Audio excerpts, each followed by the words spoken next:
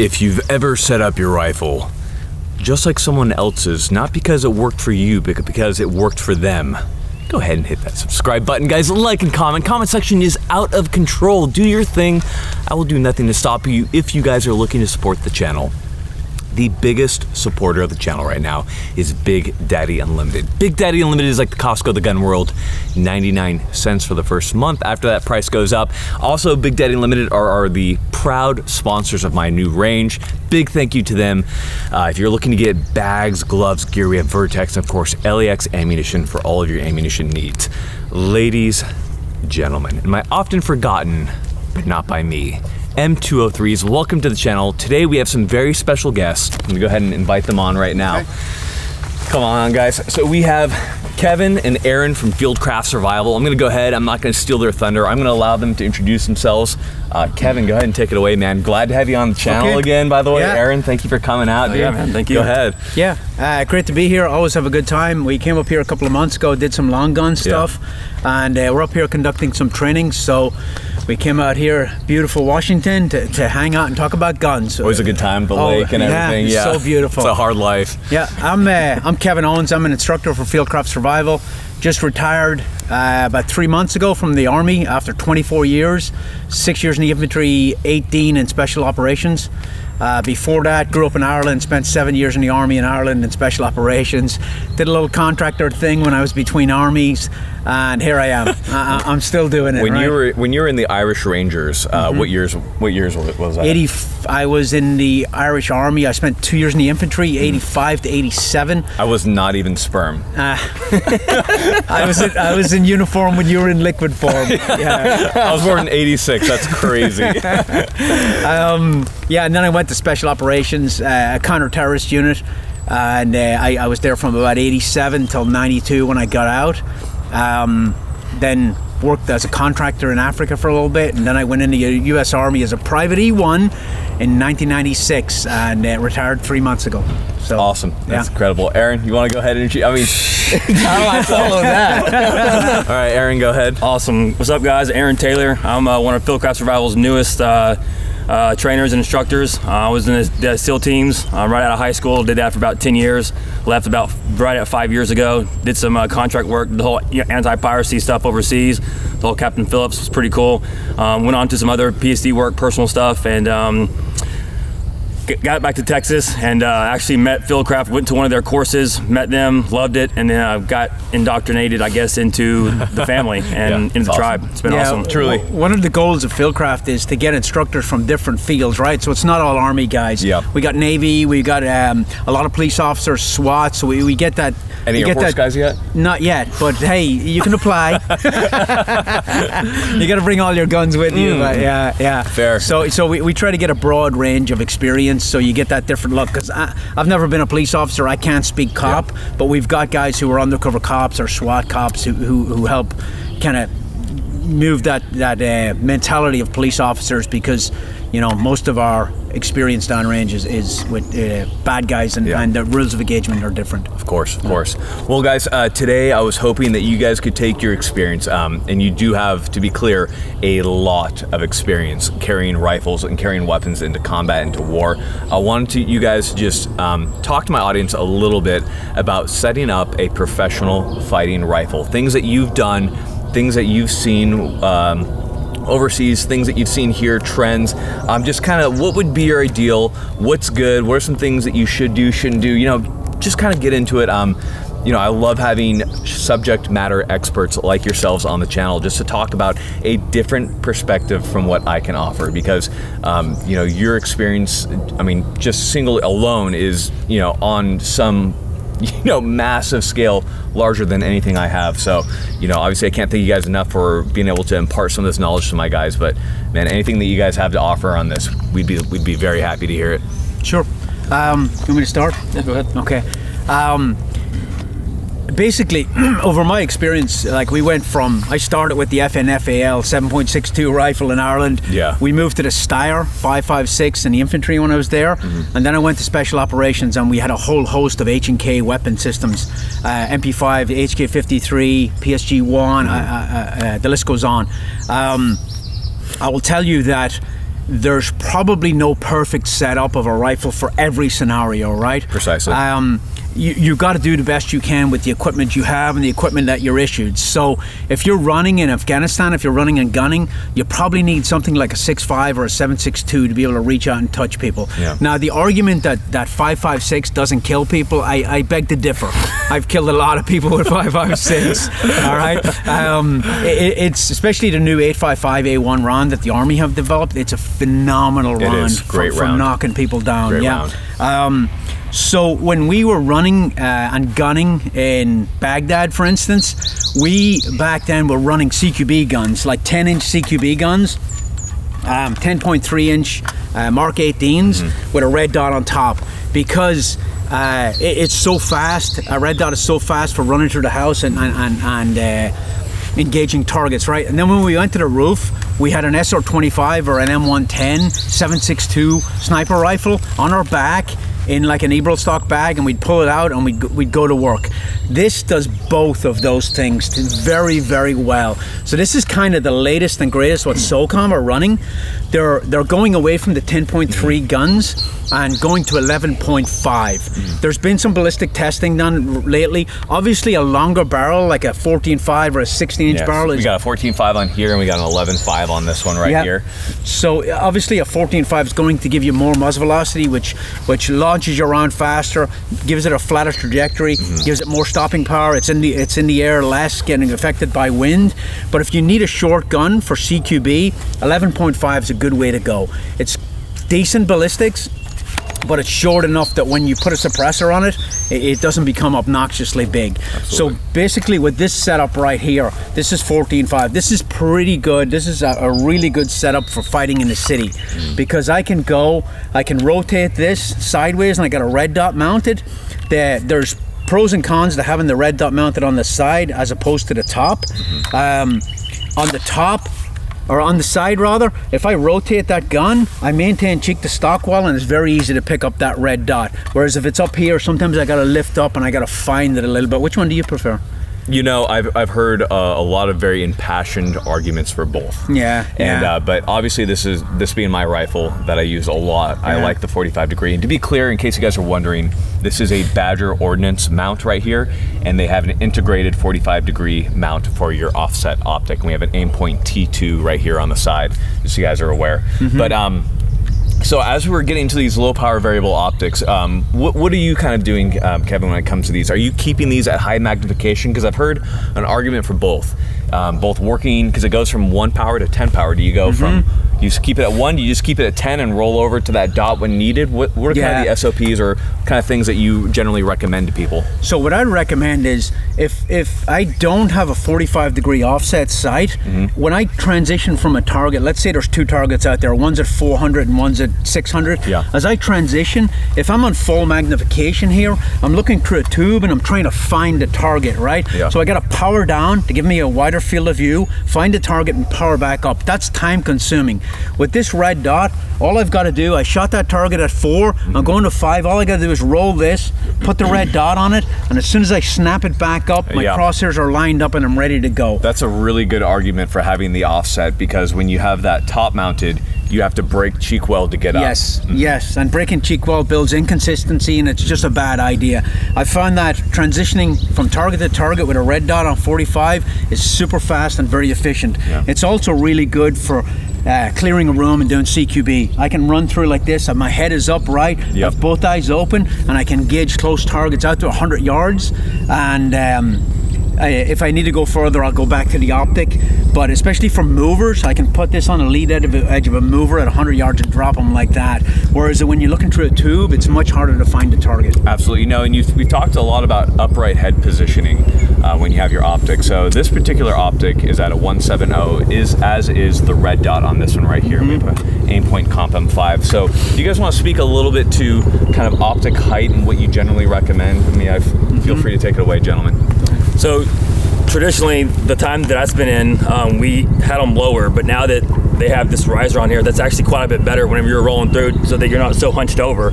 You know, having it risen like that with all your gear and stuff on, you have kit, helmet, nods, all the stuff that you're running, it's a lot easier, a lot more comfortable for the shooter to have it up higher. That way you're not hunched over. You can kind of just put your cheek weld on there, and it just falls right into a you know, natural point of aim right there for you, natural placement on the you know, rifle. And there's a lot to be said about being very comfortable when you shoot. Let's take 1 second, let's step to the left a little bit here so you can see the framing. There we are. So there's a lot to be said about being comfortable when you shoot. The more comfortable, the less strain you have on your musculoskeletal system, the more you can focus on doing what you need to do, doing that work, because we've been doing a lot of work, and as you know, as you know, like, the more stuff you have to worry about as you're going through a building, as you're covering sectors of fire, the worse it's going to be for you overall. Yeah, you know?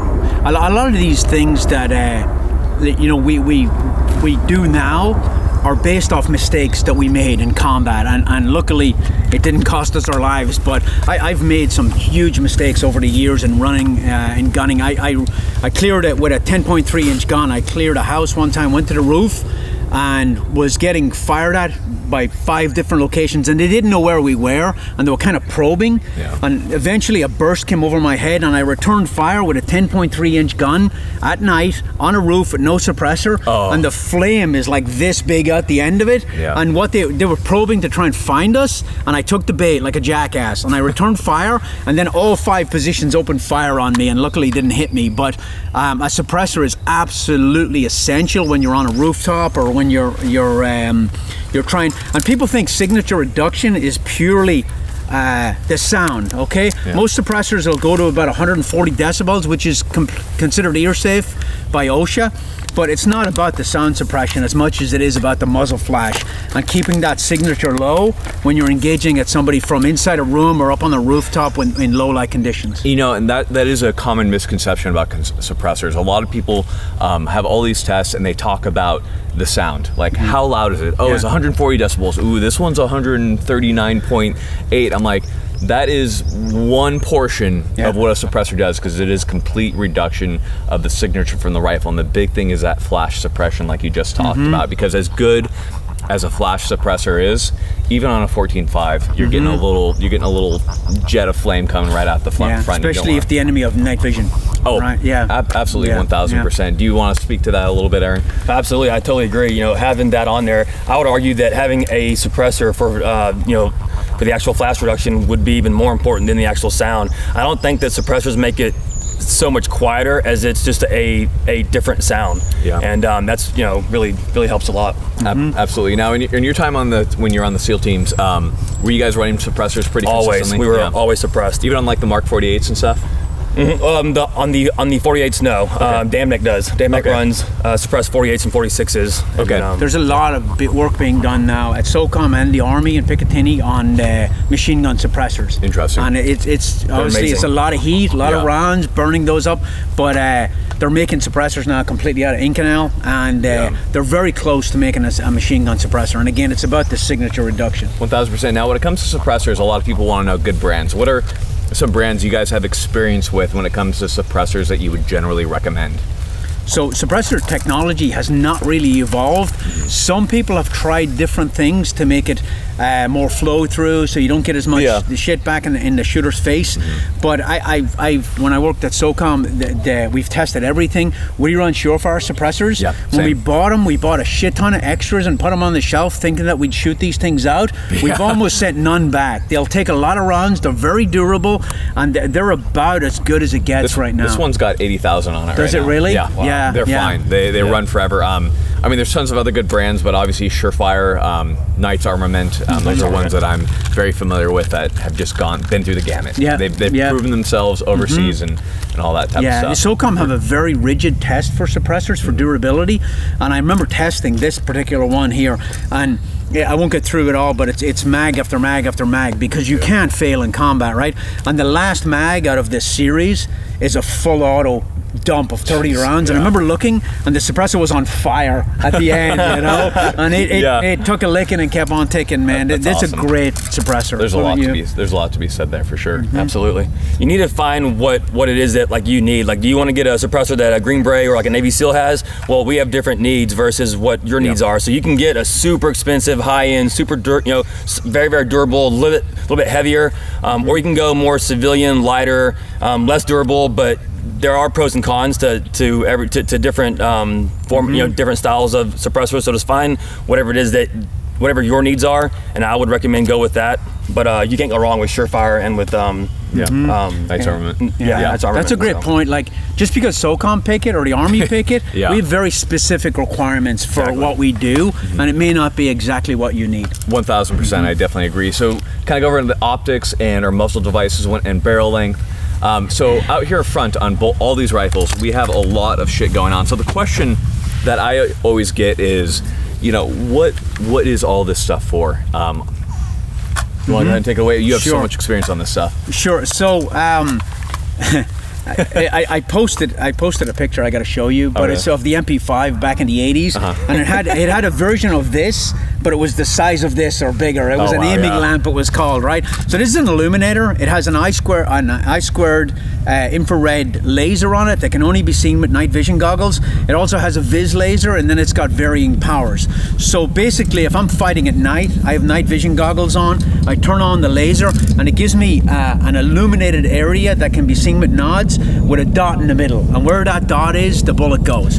And it's very effective for shooting people out to a couple of 100 yards at night. And I've seen a lot of argument from people. They say they only get the laser because they say, if I have nods on, why do I need an illuminator? Aaron, would you like to speak to that? I know you have a lot of time under nods. Absolutely. So this is the one that we actually rolled with. The UHP. Yep. Absolutely. And I absolutely loved it. So they have a flood on here so that whenever you're actually on nods, you can just hit that flood and it'll just light it up, and no one else can see that are not on nods. And then the guys next to you, it's just like a giant flashlight, and it's absolutely amazing. Precisely. A lot of people are mistaken. They think that you have nods on and you can see everything at night. That absolutely is not true. Nope. Yeah, it is not true at all. Anywhere in the shadows you can't see. You got to put an illuminator in there, depending on the because it's magnified the illumination from the moon and the stars. So if you have a really overcast night or zero illum, nods don't really work very, very well unless they're thermal nods and they pick up heat. But shooting with this and a set of nods is a phenomenal way to fight at night, and it's very, very effective. Absolutely. Go ahead. I love that you can dial up and dial down the actual flood as well. So you'll have your actual IR laser point, and then you can have a flood that's dual. So they both run at the same time, and you can open up that flood circle, and you can also put it down. Versus, depending on the illum and the shadow and wherever it is that you're working, you can dial that flood up and down with the actual laser. 1000%. There's a lot of different types of IR illuminators. We have UHPs from L3 on ours. On this weapon right here, we have a BE Myers Maul. There's a lot of great ones out there. I highly recommend you do your research because, again, what's going to work for SOCOM, what's going to work for the SEAL teams, might not necessarily be what works for you. So it's going to take research. Now, going back from there, we have weapon lights on literally every single one of these rifles. Why is that, Aaron?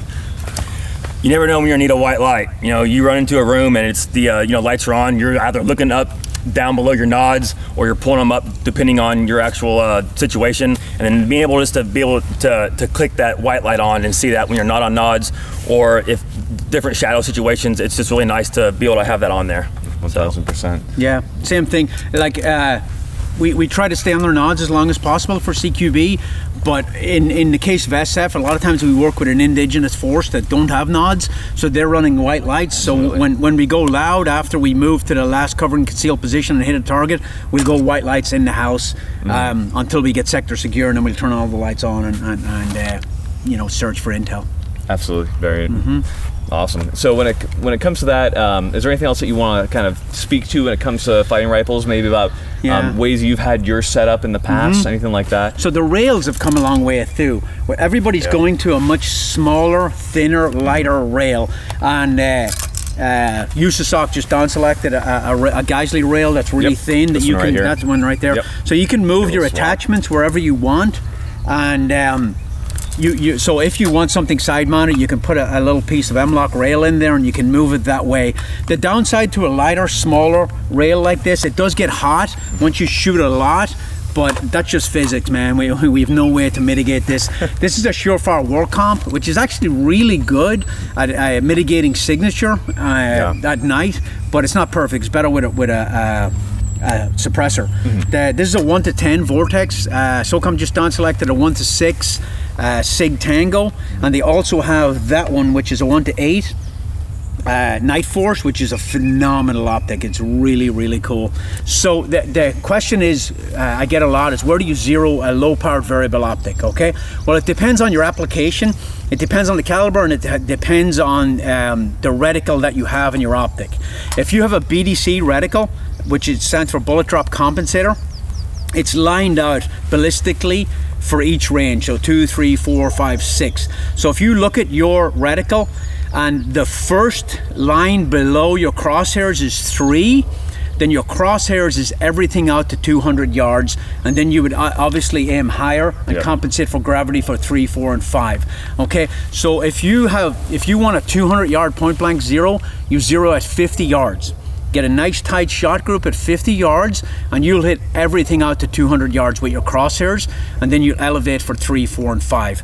If your first line below your crosshairs is 400 yards, then you need to zero at 25 and get a point blank zero out to 300, which is a very effective way to run that thing, because you don't have time to try to figure out if he's at 2 or 3 or 250. You can just go crosshairs and drop him, and then the only time you're elevating above crosshair is when you're going to 4, 5, and 6, and you're elevating that gun to compensate for the bullet drop and hit the target at longer range. Absolutely. Now, Aaron, I know you prefer red dots. Do you want to speak a little bit to that? Absolutely. Wanted to touch really quick on the rail system, something that Kevin went over.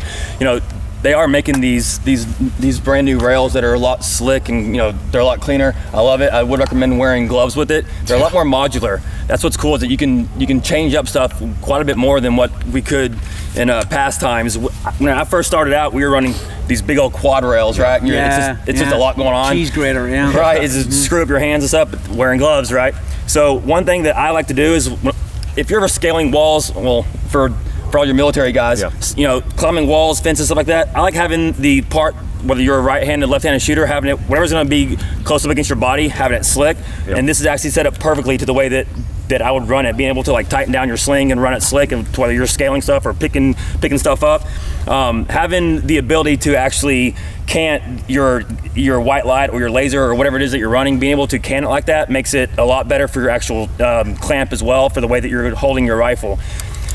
Now, most of my time in all my time in the teams, I mean, for being a SEAL, we did a lot more CQC. We did a lot more short distance type stuff.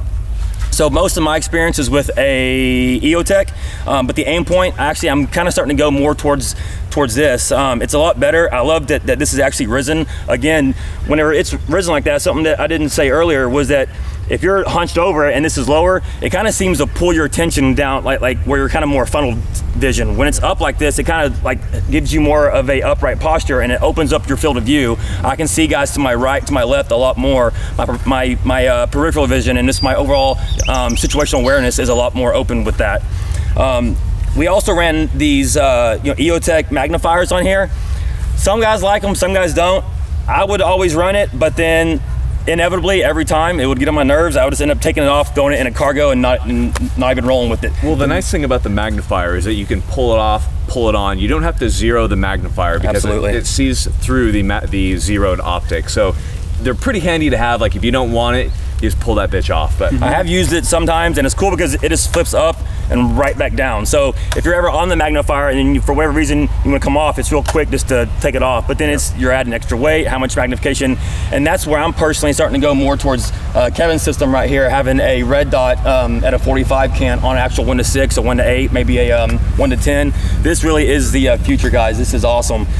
This for me personally, I mean, this is a little bit old school for me. I'm not going to really run a magnifier. They're good for certain very specific situations, and they may work for you. But a red dot, like I said, in my experience, is a lot better for up close and personal, CQC, stuff like that. But if you need to reach out to 300-400 yards, this might not really work for you. That's why it's good to have both systems like that. Just before that, this is a 1 to 10. Yep. 10 years ago, this is what we used for a sniper scope, right? But an M24 with a fixed 10 power scope with mil dots, right? So now it's a carbine scope. Yeah. This gun right here is a 500-yard gun all day long, easy, especially with this optic, right? He's also got a switch view on the back here, which is a great idea. Helps you magnify, you know, in and out. The buttstock has not changed that much, other than we do have the what do you call the folder? Oh, the folding socks? Yeah, what do you call the them? law folder? The law tactical folder is part of a program for SOCOM to put it, make it smaller and put it in a bag and stuff. I will tell you that having been part of the testing for every red dot on the market, this little Micro T2 is about the top of the line. Yeah, I agree. It's low parallax, very, very easy to zero, and you don't need a big optic. It's not a scope. You don't need a big optic to look through, because as soon as I roll this with both eyes open, I can see everything around me, and I pick up that dot like really, really quickly. If you have a higher cheek mount, you will need to build up your cheek piece a little bit so you're directly behind that optic, but this is perfect, this setup right here. People are going with these bigger charging handles too, just to be able to get at it a little quicker.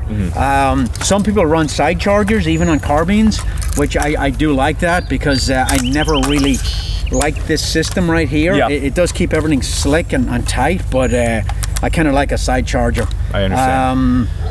What else? That is about it. I think. You got anything else? Not much. Sling? Just I really like the smaller slick buttstocks. They have the ones that have the little compartments on them and stuff like that. I don't like having a super heavy buttstock. This actually, whenever it's fully extended, this style right here, that's actually a perfect weight for a counterbalance, and not too heavy, not too bulky. Putting it either whether you're doing a floating cheek weld or whether you're putting it back in your pocket. It's nice to have just, you know, very, very smooth, very clean little surface area versus these big bulky buttstocks that you'll see guys run. And then being able to put it in according to your actual eye relief for however you are as a personal shooter. I typically will go out one and then I'll bump it in one click, and that's perfect for me for my actual eye relief and how I operate. So absolutely. When it comes to slings, again, this is what works for me. I actually like my sling to be attached here and here, nice and central. That way, but that one here as well. So here and here, I find it's easier to manipulate. If I'm breaching, I can tuck it behind me. I can put a breaching charge, I can treat a casualty, I can climb a building, and then I can flip it back out very, very easily when I need it. That's what works for me. Some people like it on the buttstock, some people like it forward for different reasons. Me personally, especially when I'm wearing body armor and a lot of kit, I like to be able to pivot that gun out of the way very, very easily, and you know, work with my hands. Absolutely. I run the same way, having this, you know, right here, and you know, traditionally we had those military clips, right?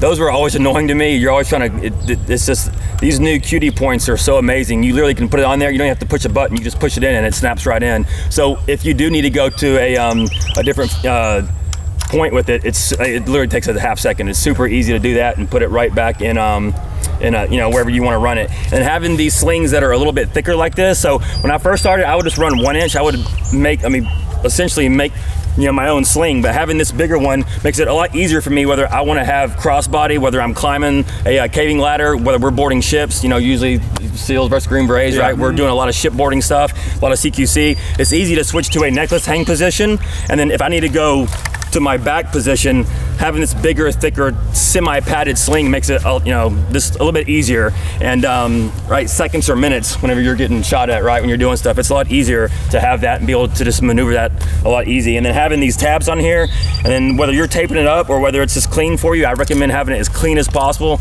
as slick as possible. That way it's not getting, you know, jammed up and like caught on your kit or whatever it is that you're moving around. 1000%. So now, for my viewers watching, whether they be professional military guys, maybe fresh to their units, or police looking to set up their duty rifles, or even concerned citizens who, within their rights, have rifles ready for this type of stuff, what would be your overall recommendation when it comes to setting up a rifle for them?